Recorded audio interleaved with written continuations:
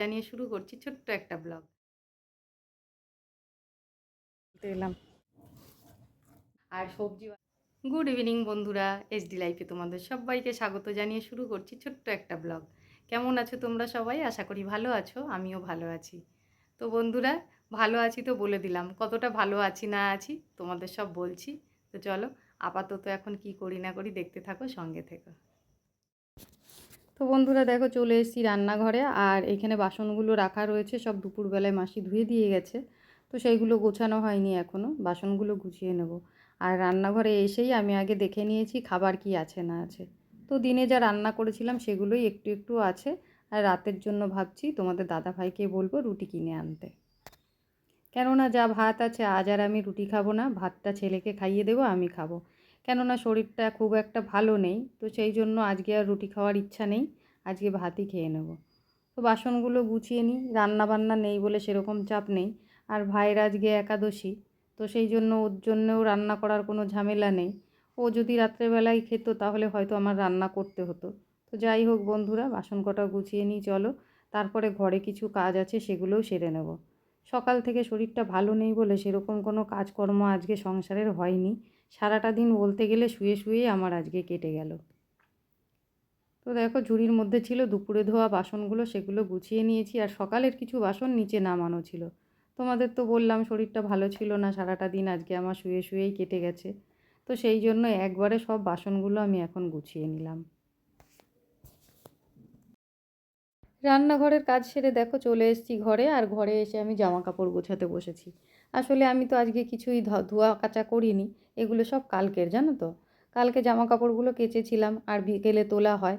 আর আমি যখন গোপাল সেবা দিই সন্ধেবেলায়, যে টাইমটা আমার বসার টাইম, তো সেই টাইমটাতেই আমি জামা কাপড়গুলো গুছিয়ে ফেলি। তো কাল আবার অনুষ্ঠান বাড়ি ছিল, নেমন্তন্ন ছিল। হঠাৎ করেই সন্ধেবেলায় ঠিক হলো যে সেখানে যাওয়া হবে। তো সেই জন্য সন্ধেবেলায় একবার বাজারে বেরিয়েছিলাম, সেখান থেকে এসে রেডি হয়ে নিমন্ত্রণ বাড়ি চলে গেছি। ওখান থেকে আসতে অনেকটা রাত হয়েছে, কাল আর জামা কাপড়গুলো গুছানো হয়নি। আর আজকেও সকাল থেকে শরীরটা খারাপ ছিল, তো সেইগুলোই এখন গুছিয়ে নিচ্ছি। তো বন্ধুরা, চলে এলাম আবার পরের দিন সকালবেলায়। আর এখন আমি আছি ঠাকুর ঘরে, গোপাল সেবা দিতে এসছি। সকালবেলায় উঠে তোমাদের দাদাভাইকে চা করে দিলাম, চা খেয়ে তোমাদের দাদাভাই কাজে বেরিয়ে গেল। তারপর দেখো চলে এসেছি ঠাকুর ঘরে। আর জামা কাপড় তো আগেই ছেড়ে নিয়েছি। ঠাকুর ঘরে এসে এই যে গোপাল জাগালাম, গোপাল জাগিয়ে নিয়েছি। দেখো আমার সঙ্গে সঙ্গে তোমরাও দর্শন করো। এবার চলো গোপালের মুখটা ধুয়ে দিই। তো বন্ধুরা, আজকে আমি একটা বিষয় নিয়ে কথা বলতে চাই তোমাদের সঙ্গে, আর সেটা হচ্ছে সাবস্ক্রাইব। আমরা অনেকেই এরকম আছি, হয়তো দেখা গেল কারোর একটা ভিডিও দেখলাম, দেখে তাকে সাবস্ক্রাইব করে আসলাম। আর হয়তো আমিও আশা করলাম আমি ব্যাক পাবো। কিন্তু সব কিছুরই তো একটা নিয়ম আছে, বলো, গাইডলাইন আছে সব কিছুরই। সেরকম ইউটিউবেরও একটা গাইডলাইন আছে। আমরা যদি ইউটিউবের গাইডলাইন না মেনে কাজ করি, তাহলে কিন্তু তোমারও ক্ষতি, আমারও ক্ষতি। তো সেই জন্য তোমাদের বলছি, তোমাদের যদি মনে হয় সাবস্ক্রাইব করবো না, করো না। কিন্তু সাবস্ক্রাইব করে আবার আনসাবস্ক্রাইব করা, এটা করো না।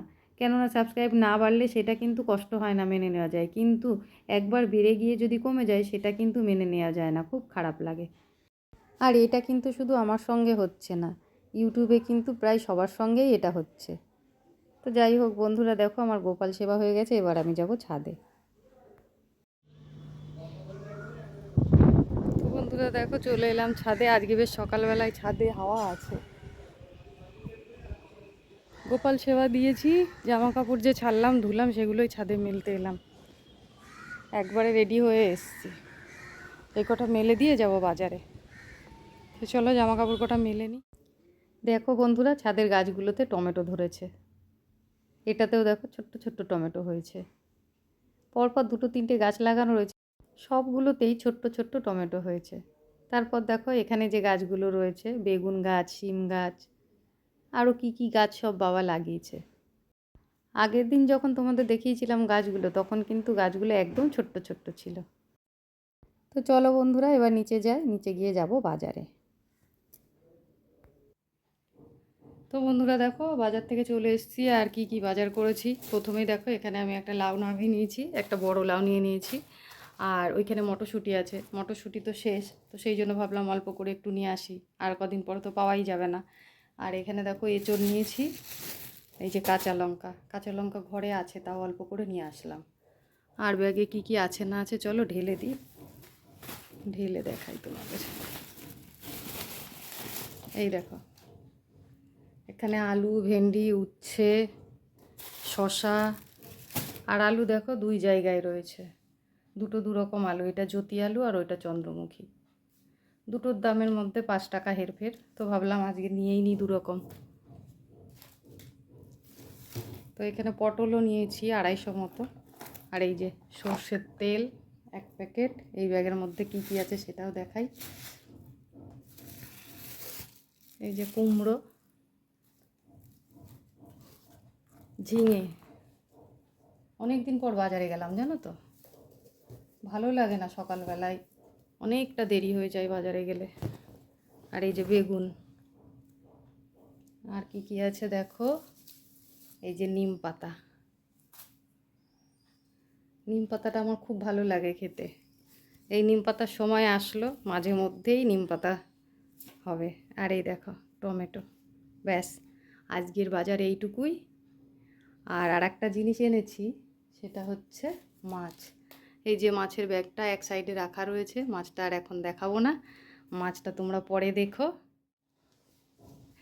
মাছটা এখন খুললাম না কেন, আজকে আমিষ নিরামিষ দুটোই রান্না হবে।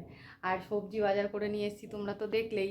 এই দেখো, সবজিগুলো আলাদা রেখেছি আর মাছের ব্যাগটা আলাদা রয়েছে। মাছটা পরে বার করছি, পরের ভিডিওতে তোমরা দেখতে পাবে। আর আমার আজকের ভিডিওটা এই পর্যন্তই। তোমাদের কেমন লাগলো অবশ্যই কিন্তু কমেন্ট করে জানিও। আর যদি চ্যানেলে নতুন হয়ে থাকো, চ্যানেলটাকে সাবস্ক্রাইব করে আমার পাশে থেকো। চলে আসবো আবার কোনো নতুন ভিডিও নিয়ে। ততক্ষণের জন্য তোমরা খুব ভালো থেকো, সুস্থ থেকো। আজকের মতন এই পর্যন্তই। টাটা বন্ধুরা।